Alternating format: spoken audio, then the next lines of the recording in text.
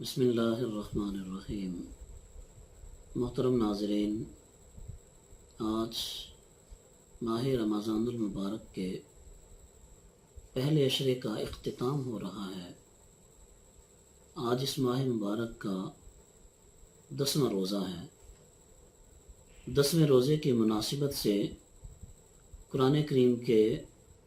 10ویں پارے کے مضامین کے ساتھ آپ کی خدمت میں حاضر ہوں۔ دعا ہے کہ اللہ تبارک و تعالی اس ماہ رمضان کو ہم سب کے لیے مغفرت اور بخشش کا ذریعہ بنائے۔ اللہ کریم اس ماہ رمضان کے صدقے ہم سب کے والدین کی کامل اور بے حساب مغفرت فرمائے۔ جی ناظرین،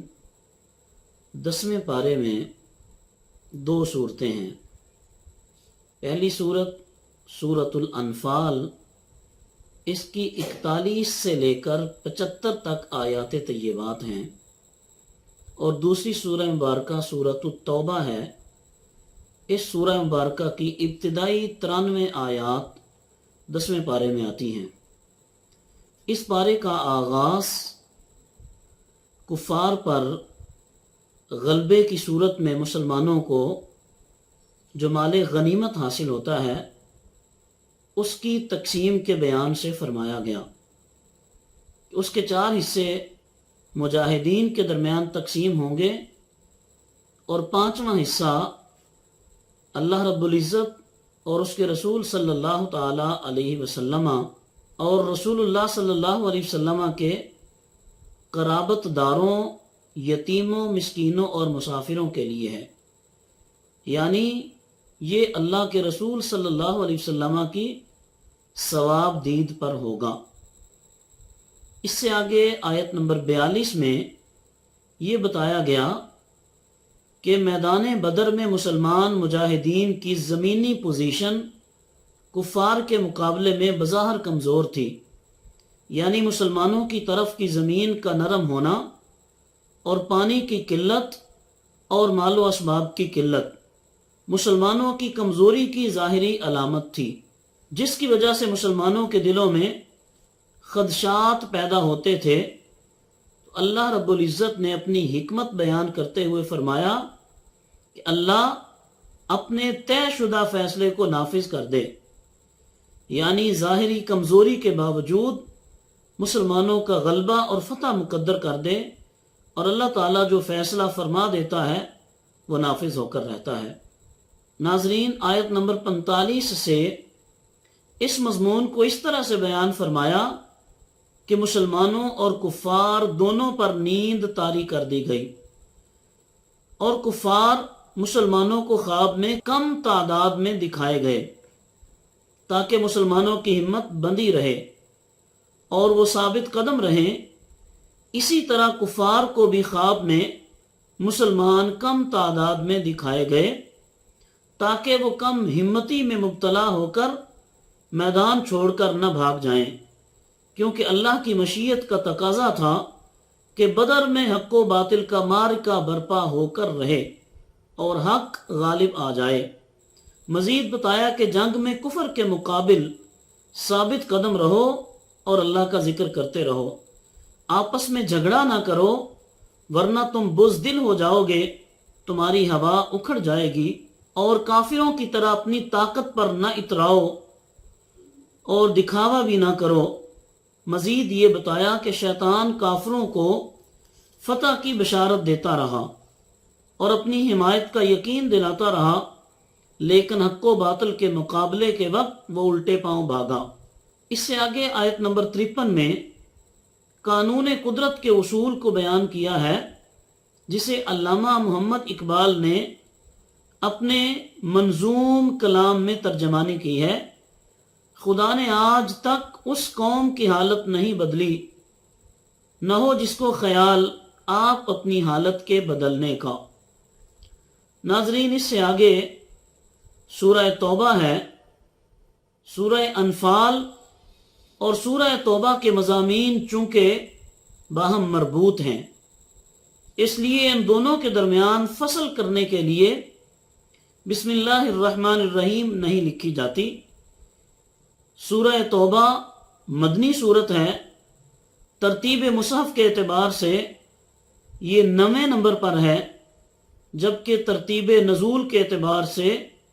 سورۃ التوبہ کا نمبر 114 ہے۔ کیونکہ اس سورت میں مشرکین سے سابقہ معاہدات منسوخ کر کے برات کا اعلان کیا گیا ہے، اس لیے اس کو سورۃ البراءہ بھی کہتے ہیں۔ سورہ توبہ میں مشرکین کا داخلہ مسجد حرام میں بند اور مناسک حج ادا کرنے سے روک دیا گیا۔ مشرکین سے حالت جنگ کا اعلان، جب کہ اہل کتاب سے جزیہ ادا کرنے کا مطالبہ کیا گیا اور ان کے احبار و رہبان کے باطل عقائد و نظریات کا رد کیا گیا،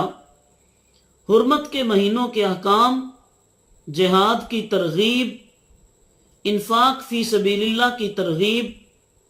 مسجد زرار بنانے والوں کی مذمت، دیہاتیوں میں سے نیک اور بد لوگوں کا ذکر، بغیر عذر کے غزوہ تبوک میں شرکت نہ کرنے والوں کی ندامت اور تنگی کے بعد توبہ کی قبولیت کا بیان، زکوٰۃ کی مشروعیت اور فضیلت علم کا بیان فرمایا گیا۔ اس سورت کی پہلی آیت میں مشرکین عرب سے برات کا اعلان کرتے ہوئے انہیں مسلمانوں سے فیصلہ کن جنگ کرنے یا اسلام قبول کرنے کے لیے 4 مہینے کا ٹائم دیا گیا۔ اس سے آگے دیکھتے ہیں ناظرین، آیت نمبر 17 اور 18 میں بتایا کہ کافروں کا شعار مسجدیں بنانا نہیں ہے، یہ تو ان لوگوں کا کام ہے کہ جو اللہ پر اور قیامت کے دن پر ایمان لائیں اور نماز قائم کریں اور زکوٰۃ دیں اور اللہ کے سوا کسی سے نہ ڈریں۔ سورہ توبہ کی آیت نمبر 19 میں یہ بتایا گیا کہ حاجیوں کو پانی پلانا اور مسجد حرام کی تعمیر اگرچہ اچھے کام ہیں، لیکن اللہ تعالیٰ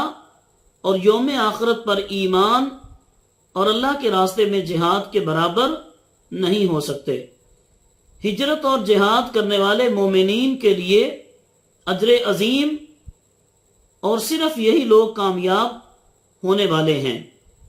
ناظرین، اسی سورہ مبارکہ کی 24 نمبر آیت میں ان تمام چیزوں کا یکے بعد دیگرے ذکر فرمایا کہ جن سے انسان کو فطری اور طبی طور پر محبت ہوتی ہے،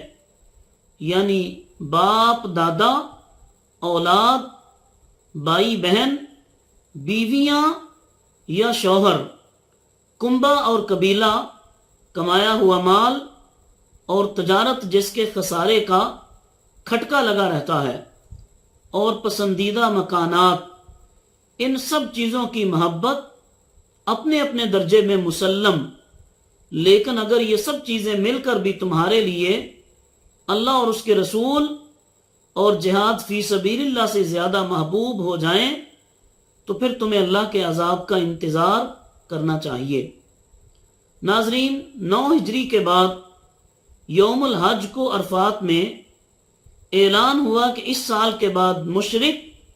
حدود حرم میں داخل نہیں ہو سکیں گے، اور فرمایا کہ تنگ دستی کی فکر نہ کرو، اللہ اپنے فضل سے تم لوگوں کو غنی کر دے گا۔ آیت نمبر 30 سے بتایا گیا کہ یہود نے عزیر کو اللہ کا بیٹا کہا اور نصارہ نے مسیح کو اللہ کا بیٹا کہا، مگر یہ سب ان کی خود ساختہ باتیں ہیں، ان پر اللہ کی مار ہے۔ مزید فرمایا کہ نصارہ نے اپنے علماء اور راہبوں کو خدا بنا لیا اور مسیح ابن مریم کو بھی۔ ناظرین، اس سے آگے اسی سورہ مبارکہ کی آیت نمبر 40 میں سفر ہجرت کے موقع پر غار ثور میں حضرت ابوبکر صدیق رضی اللہ تعالی عنہ کی رفاقت خاص کو ایک شان امتیازی کے ساتھ بتایا، اور اس آیت میں 6 مرتبہ مختلف انداز میں سیدنا صدیق اکبر رضی اللہ تعالی عنہ کا ذکر ہوا۔ پھر فرمایا کہ اللہ تعالیٰ نے کلمہ کفر کو پست رکھا اور اللہ کا دین ہی سر بلند ہے۔ ناظرین، آیت نمبر 60 میں اللہ تعالیٰ نے صدقات واجبہ اور زکوٰۃ کے مصارف یعنی مستحقین کو قطعیت کے ساتھ بیان فرمایا، جو یہ ہیں فقراء، مساکین، عاملین زکوٰۃ، مؤلفۃ القلوب، غلامی سے گردن کو آزاد کرنا، جو قرض کے بار تلے دبے ہوں، فی سبیل اللہ یعنی جنہوں نے اپنے آپ کو کل وقتی طور پر اللہ کے دین کی خدمت کے لیے وقف کر رکھا ہو، اور مسافر۔ اس سے آگے آیت نمبر 84 میں نبی کریم رؤوف الرحیم صلی اللہ علیہ وسلم کو منافقین کے کفر کے سبب ان کی نماز جنازہ پڑھانے اور ان کی قبر پر جانے سے ہمیشہ کے لیے منع فرما دیا۔ سورہ توبہ کی آیات میں منافقین کی مسلسل مذمت فرمانے کے بعد اللہ تعالیٰ نے ضعیفوں، بیماروں اور ناداروں کو عذر کی بنا پر رخصت عطا فرمائی، اور ایسے مجاہدین کو بھی جو خود بھی جہاد کے لیے اپنے مصارف برداشت نہ کر سکتے ہوں، اور رسول اللہ صلی اللہ علیہ وسلم کے پاس بھی ان کی سواری اور زیادہ راہ کا سامان نہ ہو۔ البتہ جو لوگ صحت مند ہونے اور مالی وسائل رکھنے کے باوجود جہاد سے پہلو تہی اختیار کرنا چاہیں تو وہ قابل مذمت ہیں، اور اللہ نے ان کے دلوں پر مہر لگا دی۔ ناظرین کرام، یہ تھے مضامین جو آج کے اس 10ویں پارے میں اللہ تبارک و تعالیٰ نے بیان فرمائے۔ دعا ہے کہ اللہ رب العزت ہم سب کو فہم قرآن عطا فرمائے۔ وآخر دعوانا ان الحمدللہ رب العالمین۔